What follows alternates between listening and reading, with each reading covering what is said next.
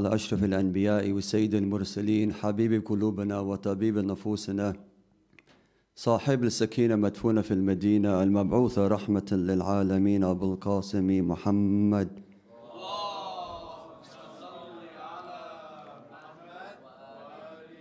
وعلى أهل بيت طيبين الطاهرين المعصومين المظلومين وبعد ولعنة دائم على دائم أجمعين من يومنا هذا إلى يوم قيام الدين. قال إمامنا وسيدنا الإمام محمد الباقر عليه السلام: إن هذه الدنيا يعطي الله البر والفاجر ولا يعطي الإيمان إلا صفوته من خلقه.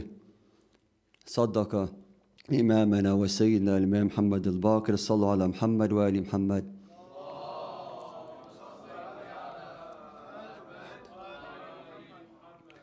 In this hadith, our beloved Imam, the Imam that we are remembering today, A'adhamallahu ajurana ajurakum, on this, the martyrdom of this great Imam, like all the Imams, sad occasion that remember someone who was known through history as one of the Imams that enlightened knowledge. And like as his grandfather, that he was named after his grandfather, that he followed the footsteps, of course, his grandfather in realiving people, in making sure that people would be brought from the dhulumati into the nur. And he was known as the reviver, Al-Baqir al-ilm, from min al-awwalina wal-akhirin, from the, of course, from the present, from the past to the present. This verse in which I started off with, he says, "Inna hadhihi ad-dunya ya'ti Allahu al-barr wal-fajr." That in this dunya, Allah subhanahu wa ta'ala gives to people that gives goodness, to people that are good, and of course, that people are bad. Then he says something very, very important when he says, وَلَا يَعْطِ الْإِيمَانَ إِلَّا صَفْوَتَهُ مِنْ خَلْقِهِ. That he only, out of these people, he only gives iman, like real faith, to the people that he has chosen, to people that are pure. And if you look at through history, many people claim to have faith. Many people, even the people that follow Ahlul Bayt, alayhim salam, claim to have faith. But when they are tested, or when they are asked, or when they put through trials and tribulations, they're far from it. Honestly, when it comes to this beloved religion of us, when it comes to days like this and we remember Imams like this that have sacrificed so much so that me and you can attend and lift our heads up high, knowing that we follow such great individuals like the Ahlul Bayt, such great role models. Yet people are still blinded by this. Why is this so? And a great example, that once Bahlul walked in to the tyrant Harun, Basri tyrant Harun. As he walked in, for some reason Bahlul caught him drinking wine. Now he wanted to justify himself why he was drinking wine. So he looked at Bahlul, because Bahlul, of course, in appearance, people thought he was some kind of person that wasn't all there, wasn't the capabilities, was some crazy person. But in fact, we found out through history that this person was in fact a great student of the Ahlul Bayt alayhi salam. But yet, even though his presence between the ignorant people, that many people were still not woken up by his messengers. Harun was one of them. He was never woken up, because a person like Harun is only there to follow his own desires and passions. So he walks in, Harun sees him, so he wants an excuse. He says to him, "If I eat a grape by itself, is it haram?" He says, "No, it's not." Because what if I drink water after it? He says, "Does that make it haram?" Bahlul goes to him, "No, it doesn't." He says, when I drink, when I've eaten the grape and the water and I go out and sit in the sun for a while, does that make it haram? He says, "No, it doesn't." Then he says, "Then how is the mixing of grape and water and letting it go off become haram?" So Bahlul stands there for a second and says to him, "If I was to get a bit of dirt now and tip it on top of him, alaykum salam, alaykum salam, sallu ala Muhammad wa ali Muhammad."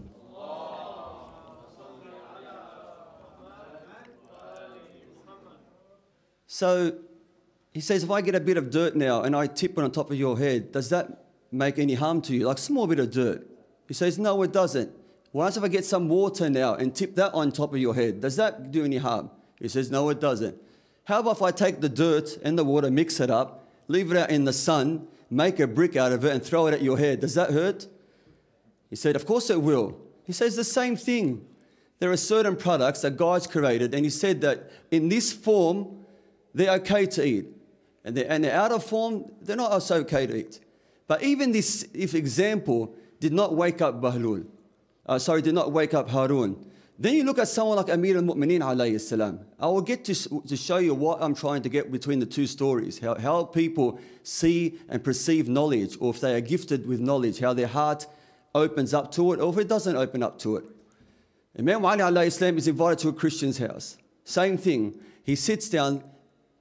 The Christian man gives Imam Ali alayhi salam some grapes. The Imam eats them.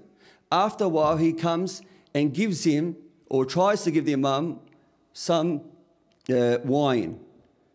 So the Imam goes to him, of course, you know, as Muslims, we don't, this is forbidden for us. And of course, if you had read your Old Testament, you would see that it's also forbidden for use. He goes, but I don't understand. That's the grapes. Yeah? This is from this. Like, the wine is from this. How is this haram? He goes, have you got daughters?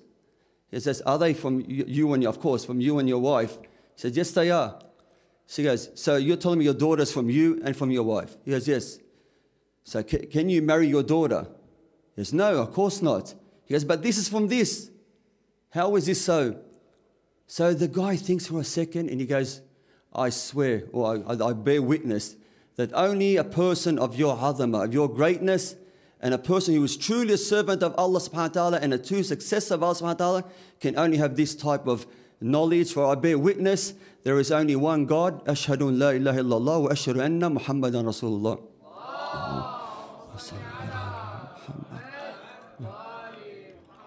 So the difference here is, in this dunya, you will come across people that are put in presence like Bahlul and of course Harun and of course Imam Ali alayhi salam and this Christian person. The difference was this Christian person wasn't so-called absorbed by the love of this dunya. He had that futra was still available in him. You know, so he was able to see the truth and absorb the truth. Bahlul did the same thing to Harun. Harun, his heart had been blackened by the love of this dunya. So no matter what evidence was put forward to him, he was never going to change because he was someone that was following his own desires. But what made Bahlul different was, at the end of the day, when we come to remember someone like Imam Muhammad Al-Baqir, we have to know that we are so gifted that someone like Bahlul took the source of knowledge from the greatest of sources of knowledge. That is that Allah subhanahu wa ta'ala in this dunya, He creates from His light someone like the Holy Prophet. And then that same light gets passed on through the Imams. That means there's a source that's always pure.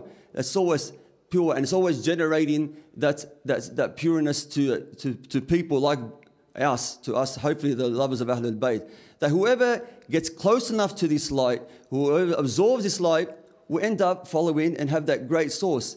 It's like having a river, and that river is continuously giving out pure water, and you're at the end of the stream, and you're absorbing this water, and you're feeling alive from this water, refreshed from this water. That you feel that spiritually motivated. While other people, they drink from this dunya, they drink water from this dunya, and they find that the source is something polluted. It's far from this. So, on the other hand, when we look at it, and what we're trying to get to is that when a person goes forth in this dunya, what sources or what people does he normally follow? And normally a person would always follow someone that specializes in something. That's someone that has been put through certain trials and tribulation, and of course they've been the lidha of it, the peak of this great example. And no other better example than Ahlul Bayt alayhim salam. So what we're trying to say there is that in this dunya, that when we absorb something, we have to absorb it through knowledge. How do we get this knowledge? The knowledge, of course, it can only come from divine beings like the Ahlul Bayt alayhi salam. Because people that sometimes think they're attracted to something and find at the end of the day they're not, that source that they thought was going to be so good for them, find out it's what? That it's in fact something that deceived them, that made them fall off the track. You know, sometimes when you look at a moth, a moth, first of all, it starts hovering around the light. It sees something, a light, and thinks it's something good for it. All of a sudden, it gets closer and closer and closer, and then it burns. It gets close enough that it gets burnt. Yes. A lot of the people in this dunya are like this. A lot of people in this dunya, they see something, they think it's going to lead them to truth, then all of a sudden they're far from it. When Allah subhanahu wa ta'ala, if people have not woken up this, if Allah has given you this perfect system, a perfect system like the Ahlul Bayt, alayhim salam, a perfect system like the Quran and interpreted by the Ahlul Bayt. And He said to you that the only way to know me and the only way to stay pure is to hold on to these two things. And I'll get to it shortly what is the true meaning when it comes to the Hadith al-Thaqalain. Then you will get, like I said before, you get those who were misled from this dunya by false knowledge. But at the end of the day, who's responsible for this? Who is it? Allah subhanahu wa ta'ala gives you the aql. You have to choose this. You have to choose this. And last week we remembered another great Imam, Imam Muhammad al-Jawad alayhi salam. He says, a beautiful saying, he says, "من عمل بغير علم كان ما أفسد أكثر من من أصلح." Beautiful hadith. That whoever goes to something without having the knowledge of this, he actually makes more mischief than he does rightnesses. You think to yourself, this whole hadith, if put into concept, people that have knowledge of something that go forth, they're usually successful of it. People that don't will fail. For instance, how many times at home have you tried to fix something? Have you tried to fix something? Honestly, you put it together and you find a couple of little bolts and that you put everything back together, but you find this, hold on a sec, where these extra bolts come from? It happens to all of us. We think we can fix it. We can think that we can save a bit of money. In the end, we're buying a brand new washing machine. Okay? Or that we want to take a family onto a terrain trip and we find ourselves that with a short bushwalk that we don't know, that looks so easy. In the end, we're making the front local paper and we're getting rescued because we didn't have any knowledge of this. We went something forward.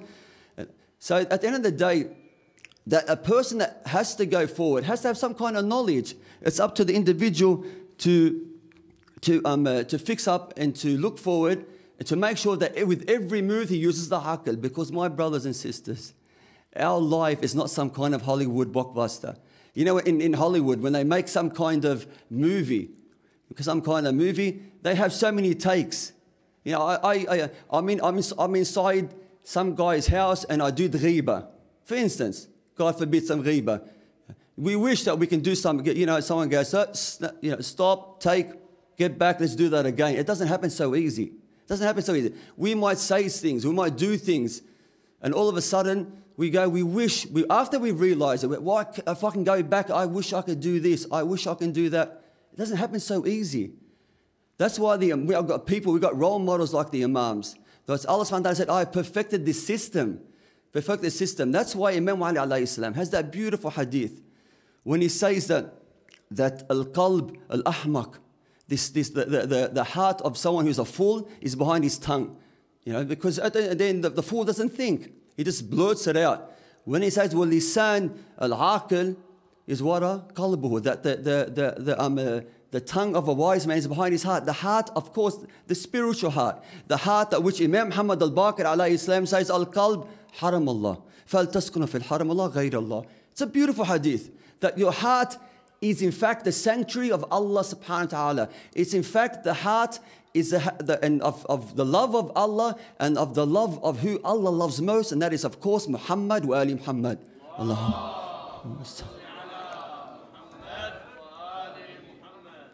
So we see all this. I gave you a few examples when it comes to the dunya stuff that, you know, sometimes we do things without knowledge and it gets into trouble. How about when it comes to religious stuff? How bad has the religion gone now? If it wasn't for the very few, the lovers of yourself, like the Ahlul Bayt, that are standing forth strong, trying to acquire knowledge, trying to follow the steps of the Ahlul Bayt, you know, and trying to wake people up with the true light guidance. Or you get people that claim to know the knowledge. SubhanAllah, these people, when it comes to a simple term, you have a debate with them. You tell them, where in this beloved Holy Quran, show me one instance, just one instance or one example where God says that you as Bani Adam, someone who is prone to mistakes, you choose who can lead the Muslim empire. Tell me who. Tell me who. From Adam ila al-Khatam, that Ibrahim, that Dawood alayhi salam. You know, even so, if they, okay, leave the prophets alone alayhi salam. Someone like Talut and Jalut. You know, Talut.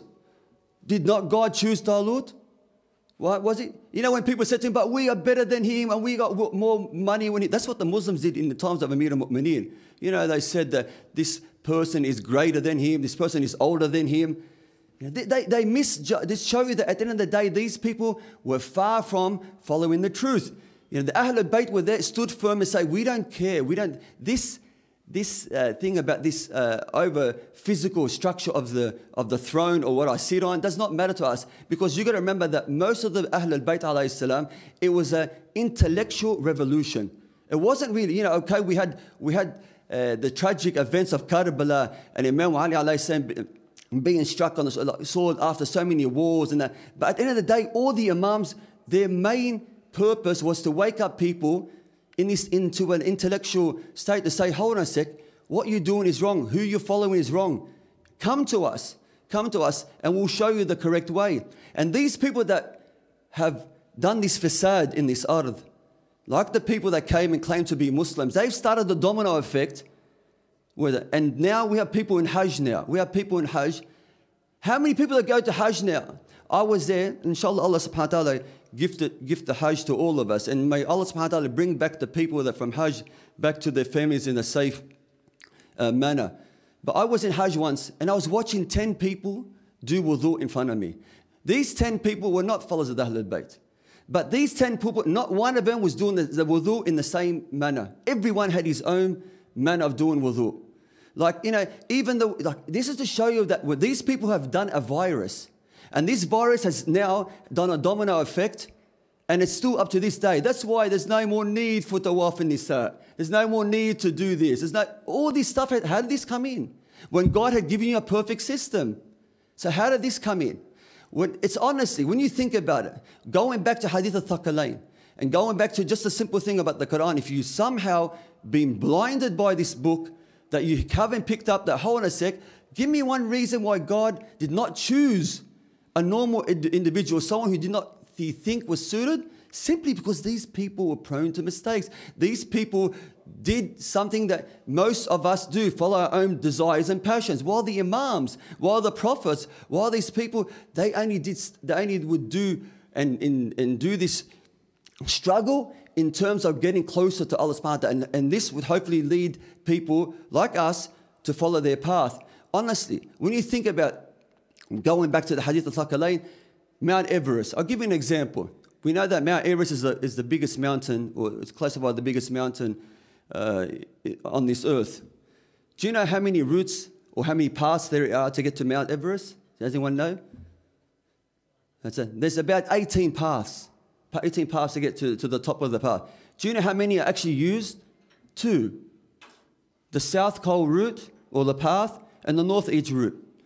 So in other words, what this mountain trying to get to the top, you've only got 2 ways to get to the top, to reach the summit, to succeed as reaching the summit.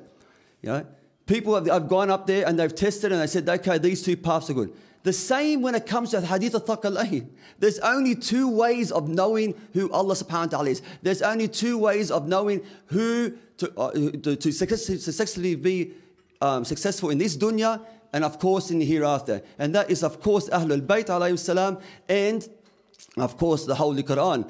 And if you look at Sahih al-Bukhari and if you look at Sahih Muslim, these books that they always claim for, that these truthful books, not once does he say, Inni tariku fikum wa-thaqalain, kitab Allah wa sunnati. Not once is this mentioned in the book.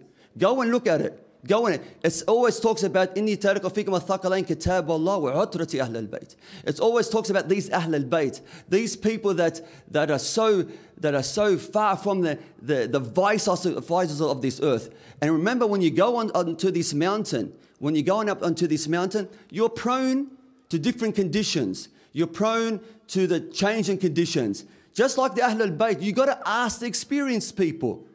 You know, you don't go and ask people like Abu Hanifa or Abu Huraira or these people. Because imagine them as the guide of Mount Everest, honestly. Imagine going there and they tell you, okay, do this. You don't even get to base 1 and you're dead. You know, honestly.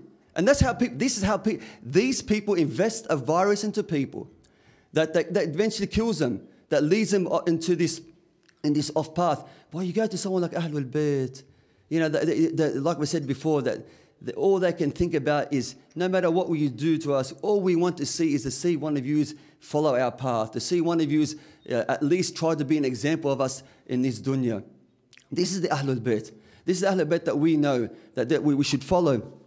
So, going back, the importance of knowledge and who we get the knowledge from. That someone like Imam Muhammad Al-Baqir alayhi salam, that he has followed, of course, in the beloved footsteps of his grandfather, the Holy Prophet sallallahu alaihi, that these have encouraged us to come always and to always strive forward in making sure that the knowledge that we absorbed is knowledge that helps us in spirituality as well as morality and as well as being successful in this world, but making sure that we don't get bogged up in this world. You know, so the Holy Prophet has said in the beautiful hadith that al-ilm ra'sa kulli khair wal-jahl ra'sa kulli shar. That it's a beautiful hadith. You know, in another hadith where Imam Ali says that the life bil-ilm takunu al-hayat. It's that with knowledge you actually feel alive. You feel, of course, when that knowledge comes from someone, especially so divine like the Ahlul Bayt alayhim salam.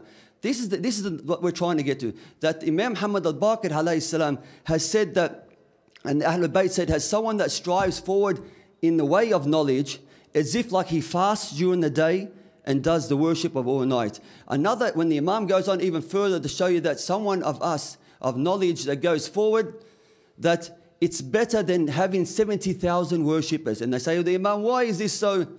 Is this that? Because that person has got knowledge, especially if the knowledge is beneficial, especially if the knowledge comes from us, then this person goes on to benefit us, to teach other people, to bring the people from the dhulumati into the nur. So the importance of knowledge is always being emphasized, but importance when it comes to the time of knowledge, when it comes to the place of knowledge, and when it comes to the gender. So when it comes to the time of knowledge, the Holy Prophet has said, or the Imams have said, "Utlub al-ilm min al-mahdi ila-lahad." So that's time. That you acquire knowledge from the cradle to the grave. When it comes to a place, you get someone a hadith like "Utlub al-ilm law kana fi sin." So it doesn't matter. So if you need to go and get some of knowledge, even if it takes you to a place like China, you go there. Of course, it has to benefit you. It doesn't have to also deviate you from the path. And of course, the last one is the most important one when it comes to gender. When it comes to gender, he goes, "Talab al-ilm faridatan ala kulli Muslim." That means it doesn't matter if you call yourself a Muslim. If you honestly call yourself, you should be striving with knowledge. My brothers and sisters, in today's society, yes, you'll get to the stage, inshallah, where all of you get retirement. You'll get to the stage of retirement and you get taqa'ud, like, you know, this big payout. But when it comes to spirituality, there's no taqa'ud. There's always people that are wanting to advance themselves. Why? Because usually when you retire, you have some kind of financial package that's there to set you up, that helps you in terms of your physicality, the physicality of your life. You know, going on holidays, eating, doing all this stuff. But what about your ruh? Your ruh always needs something. Your ruh always needs something to live, to have nutrients. And the only way you can do this is by teaching that knowledge, by looking at the ahadith, by reading the Holy Quran, by following the steps of the Ahlul Bayt. This is how a person honestly becomes a true follower. The Imam Muhammad Al-Baqir alayhi salam, He says that if you can't call yourself a true Shia of us or a true follower of us if you don't do these things, if you don't have taqwa. First of all, fear of God. If you don't follow us properly, honestly, you can't. What you think yourself that you are a follower of Imam Muhammad Al-Baqir or Ahl-Bayt alayhi salam, and you take your salah lightly. So for example, or you don't find the time to advance yourself in religion.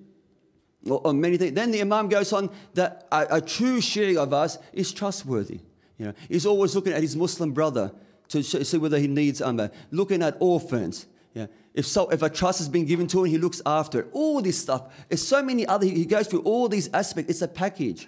It's a package. To be a follower of Ahlul Bayt, you have to have this full package. You can't just say, I love this person, and you're far from him. Dave, honestly, how much do you know? For instance, the Imam, imagine the Imam coming in here and said to him, how many of you know now what is the hikam and fiqh when it comes to making a mistake between your third and fourth rak'ah? For instance, an example. How many of us would know this? How many knows on things that, those people that are into the trade system or buying and selling, how many do you know the Islamic part of it, of this system? This is what the Ahlul Bayt, that sometimes by us coming to a majlis or by us coming to a religious gathering, we might think that we don't absorb such things or such information. But then after a while, it would eventually, if your heart is pure, if your heart is not filled up with the vices and stuff that that really entrap or bring attraction to the satanic whispering of the devil, then of course you will absorb it. You absorb this. But if you have something that's there, if you have something inside of you that attracts the satanic verses, then you, of course, or satanic whispering, you have to get rid of this. Either by fasting or by repentance, doing things. Because like I said, a crop field or a farm field, you can't expect to absorb the love of Ahlul Bayt if your heart is full of weeds. We always talk about the tazkiyat al-nafs, and we always talk about the purification of the nafs. You got to weed out all the stuff, and no one knows themselves better than themselves. Honestly, you know yourself better than anything else. You know that if I have a problem with namima, for instance, or lying, I have to do this. You got to get rid of this. How do you do this? By associating. Isa alayhi salam, Isa ibn Maryam has a beautiful. He says to help you in this knowledge system. He goes, associate with people that fear God. Associate with people that remind you of Allah subhanahu wa ta'ala. You come to places like this. This is how we do it. There's a story about a young boy that his father was a jeweler and he passes away. So him and his mother are left by themselves. They get to the point where there's no money left. So she finds a sapphire necklace. She says, oh son, take this sapphire necklace to the market. Your uncle has also a jewelry shop. See if we can sell and get some money. So he goes there. He gives the necklace to his uncle. His uncle picks up the necklace, looks at it for a while with the light. He says to him, look, at the time now the market's dead. We don't want to buy this necklace off you. But here's some money. Take it. I know you and your mother are in need of this. And come back and see me tomorrow and you can start doing part-time work after your schooling. So the boy was happy. He took the money back. Next day, he starts working with his uncle. He stays working with his uncle for several weeks to the point where the son becomes an expert in checking out the jewelry and see whether it's fake, whether it's real or how expensive. So a month goes past. Then the uncle says to the son, you know that sapphire ring, the sapphire necklace? Go and bring it to me. It's time to sell it. It's time to sell it. So he goes back. As he's going there, he doesn't find the uncle there, but he's experienced now in jewelry. So he puts the necklace on the thing. He checks it out. It's fake. The necklace is fake. He doesn't understand why. But he could have told me that from a month ago. So his uncle comes back. He says, "Uncle, did you know that the necklace is fake?" He goes, "Yes, I did know. Of course I knew." He goes, "But why did you wait this period? Why did you do this with me?" He said, "I wanted to teach you something." He said, "First of all, you came to me in this state of poverty. If I was to tell you that it was a fake, what would that have done to your heart? You would have said that, my uncle's trying to cheat me or something like this. Then, even if I took the necklace off you and I gave you money, there was no we didn't benefit. Like I gave you sadaqah, but at the end of the day, you didn't learn anything. I took this as a learning point. I said to him, I can teach this young boy some knowledge that will benefit him. That some knowledge that he will able to deviate what is from right and what is from wrong. And he did. See, sometimes we in this dunya are saying like this. We might come to a place and think we don't learn anything. But after a while, you'll absorb knowledge. And then you'll be able to differentiate between what is haqq and what is batil. This is it. So the Imam teaches this. And I'm talking about, when I'm talking about knowledge, it's not just about knowledge when it comes to spirituality. Yes, it's about the spirituality knowledge is the best knowledge. But I'm talking about when it comes to the spirituality knowledge, it's the best because it has a benefit not only in this dunya, but in hereafter.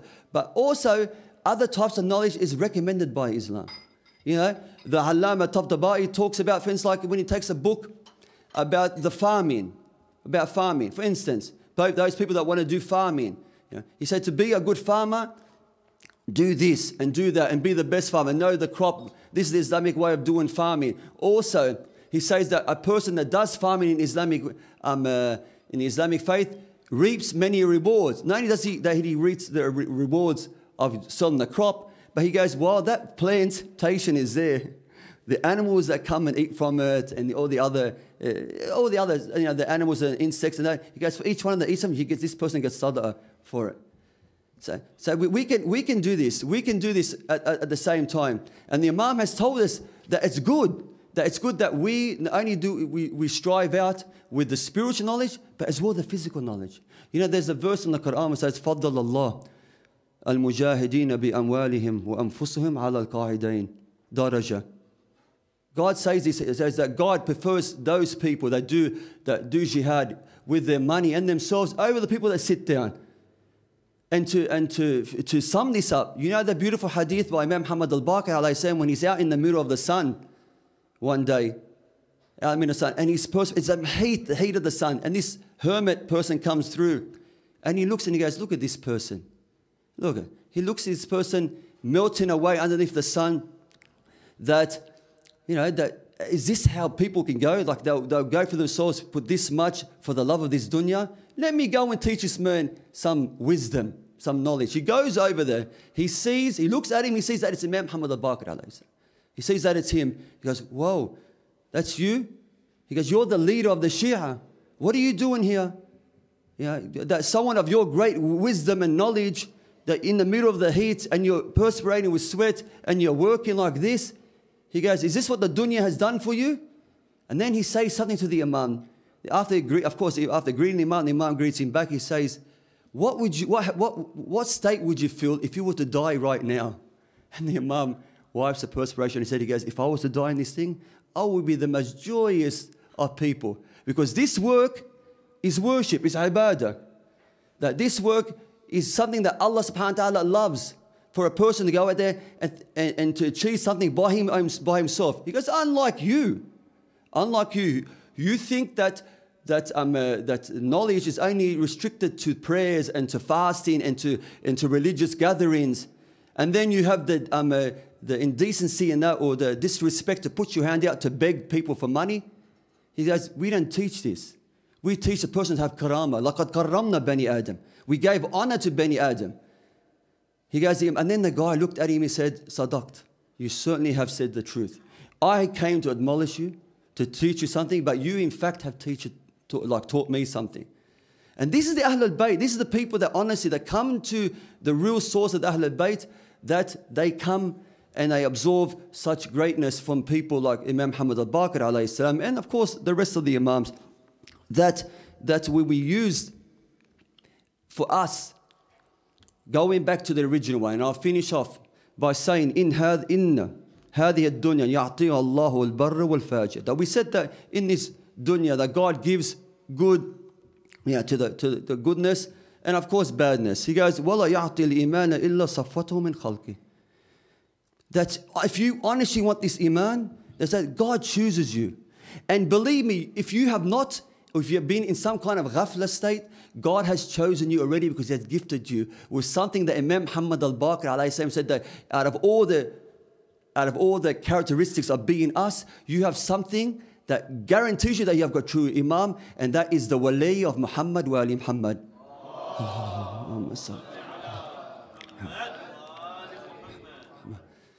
So that's something that we have to hold on to. But not just hold on to it by name. Hold on to it by going out and being a representative of the Ahlul Bayt. Even in the next couple of days, of course, we remember the martyrdom of Muslim Al-Baqir, who was the ambassador of Imam Hussein. But each and every one of you can be an ambassador. Each and every one of you, believe it or not, can be the ambassador, just like Muslim Al-Baqir alayhi salam was. You go out there, no matter what situation you are, you speak the truth. You enlighten people with your knowledge. Tell them who you are, that I am a follower of Al-Jaafari ibn Muhammad al-Sadiq alayhi salam, that I'm from this Ja'fari sect, that I follow these great individuals that God loves, that God chose. Inna Allah astafa Adam wa Nuhan wa Ali Ibrahim wa Ali Imran ala al-alameen. God chose these people. God chose them. And in this verse he says, al-iman illa safwatahu min khalqi. That this purity can only be given to people that have iman. Just like the Ahlul Bayt, he gives it to people like you. So we hold on to this. And we ask Allah subhanahu wa ta'ala that with the barakah and the sacrifice of the Ahlul Bayt, that we hold on to it. Once again, thank you very much for listening to me. I hope that I have at least given you some inspiration, because honestly, I've only been shortly being hopefully awakened to this gift that the knowledge really makes you feel alive, honestly. That especially to know the love of Ahlul Bayt and to follow their footsteps and to strive in their ways, in all the way, in every way, and to know that to have them part of your life, that you know that your rizq is of course being given to you, that you have this amana only in this, of course, in this dunya, and most importantly in the hereafter. هذه وآخر دعواتنا الحمد لله رب العالمين. رحم الله من قرأ سورة الفاتحة مع الصلاة على محمد وآل محمد.